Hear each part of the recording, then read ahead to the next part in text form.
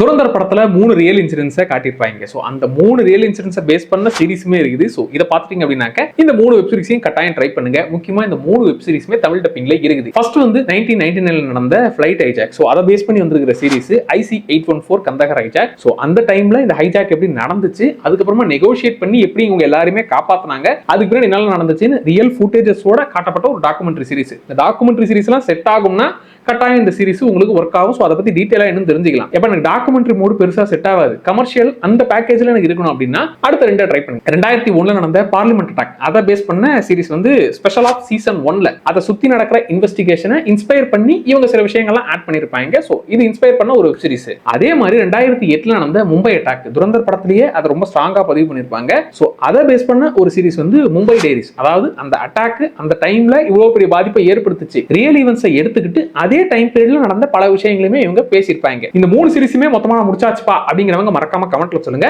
இந்த 3 வெப் சீரிஸும் எந்த ஓடிடில இருக்குங்கிறத நான் கமெண்ட்ல பின் பண்றேன். அண்ட் இந்த வீடியோவை எல்லாருக்கும் ஷேர் பண்ணி கட்டாயம் இந்த வெப் சீரிஸ்களை பார்க்க சொல்லுங்க.